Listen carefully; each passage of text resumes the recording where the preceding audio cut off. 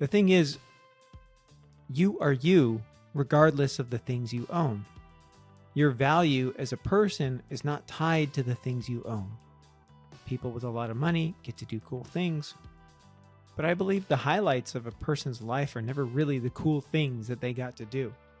I think the highlight reel of our life would be far more likely to show us the moments we did good for someone else.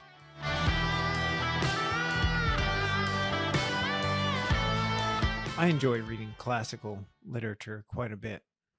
I don't always have the stamina to read it all the time, but I still have managed to read most of the classics that I'm familiar with. But the book that really got me started was Robinson Crusoe. It was one of the first classic books I read as an adult, and I did it somewhat on a whim. But that book really changed my perspective of the world at the time. It's been retold so many times through cinema using different places, characters, and names, but it is essentially the same story.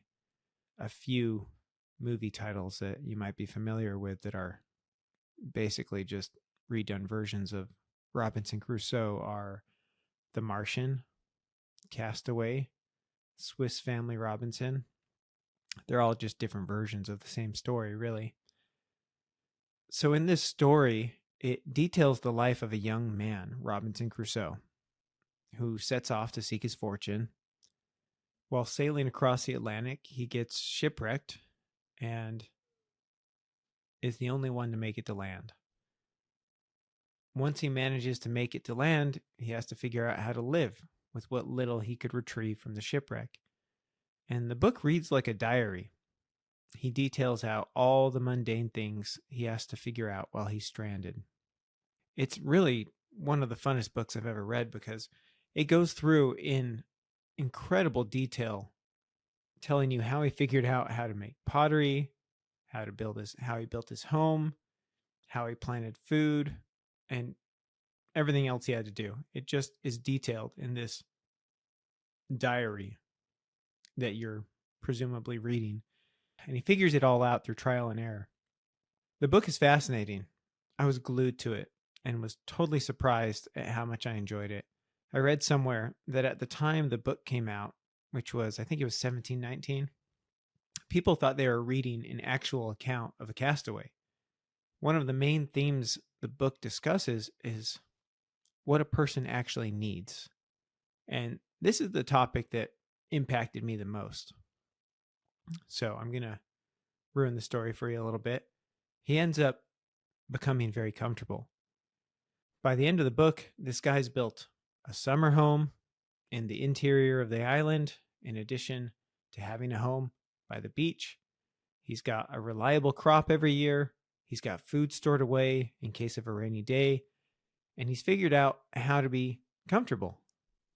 He spends most of his time reading the Bible that he recovered from the shipwreck and tending to his farming operation during the growing season.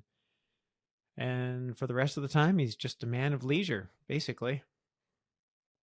But one of the things he talks the most about is that he is still left without company. And at one point in the book, he remarks how he has as much as a king, but only lacks other people. A little later in the story, he eventually has run-ins with cannibals and manages to befriend a victim that he rescued.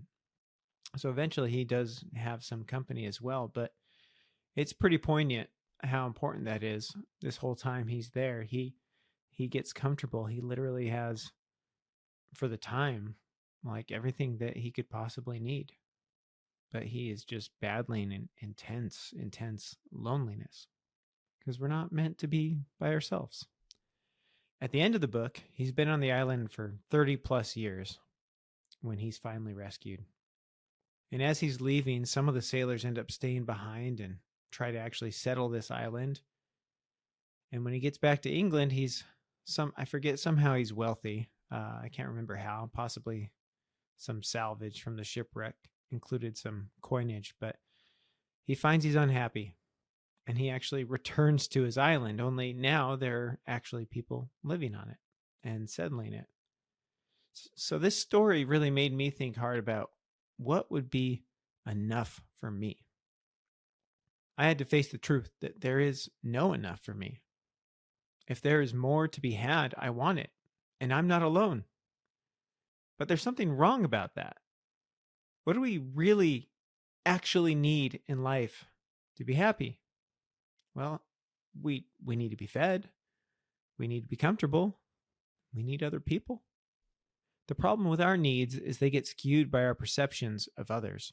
If the neighbors regularly take expensive vacations to unwind, we like to take their cue and try to do what they do because that's what we think we need to do.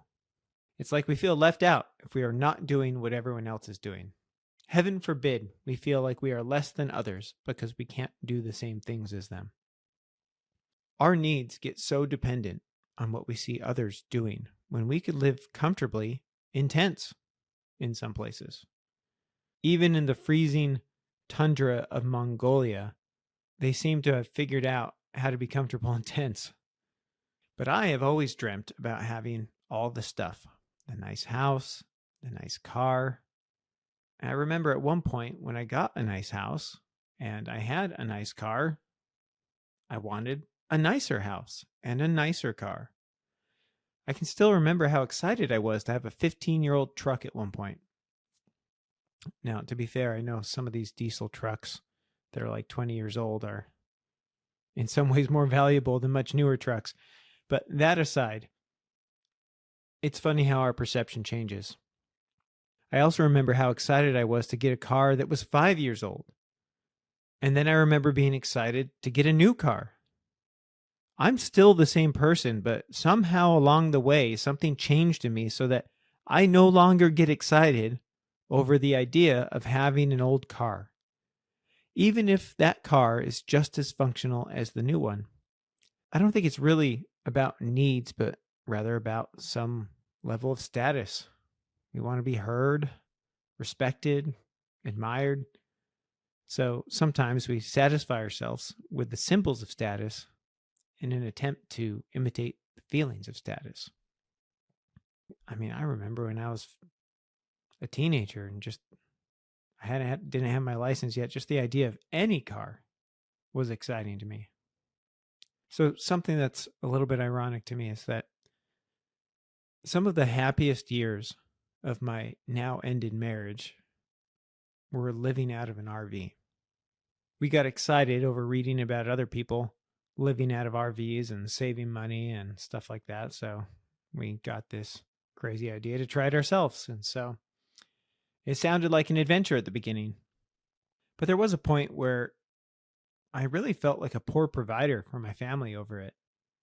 But those 2 years we lived in it were truly some of our best. I think in some ways it detached us from feeling the need to live like other people. Not that we were totally alone. We met lots of other people doing the same thing. It really was kind of a trend at that point, and it may still be. It is amazing to me how disconnected happiness can be from the things we have. You would think, based on how much of our life is dedicated to making money in order to have things, that there'd be a stronger correlation. All the happiness we get from stuff, though, seems to be front loaded right there at the beginning when we first get the thing. And then after a little while, we just take whatever that thing was for granted and start looking for the next thing that we want so we can get that next hit of dopamine. I don't really think it matters if we have stuff in our lives. If we can afford a thing, then I suppose this is fine. But I think we need to escape this false notion that those things are actually going to make us happy. Generally, I found anything you use less than once a week is going to feel more like a burden than a benefit at some point. What I do think is bad is when we can't afford what our friends can and we let ourselves feel bad about it. Stuff can impact how people look at us, so I understand why it feels important to have stuff at least on par with our friends. But the stuff we have is not anywhere near as important to how people look at us as who we actually are. So it might be worth asking ourselves if we are good enough for other people to like and respect, even if we're destitute. The truth is that to some people, you wouldn't be good enough. But I think in a way that's only to your benefit because you may have just weeded out the worst people in your social circle. The thing is, you are you regardless of the things you own. Your value as a person is not tied to the things you own. People with a lot of money get to do cool things, but I believe the highlights of a person's life are never really the cool things that they got to do. I think the highlight reel of our life would be far more likely to show us the moments we did good for someone else. If you ever go to a funeral and listen to what people have to say about that person, it almost never has anything to do with their stuff. And if it does, it usually is only to provide context for a story. I remember attending my grandfather's funeral.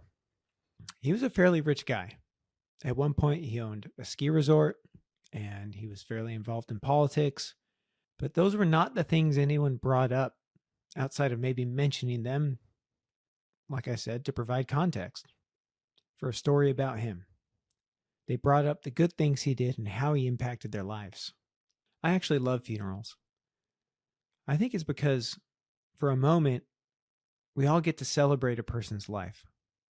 I love that we get to hear about all those small little moments that people remember about that person. How they made someone laugh or how they handled some impossible problem. It's a privilege, really, to hear about the good things a person did in their life. It's an opportunity to take just a little bit of wisdom from the life of someone else. And although I'm in no rush to get to the end of my life, I hope when I do that I've done enough good for people in my life that they'll want to spend a little time talking about it.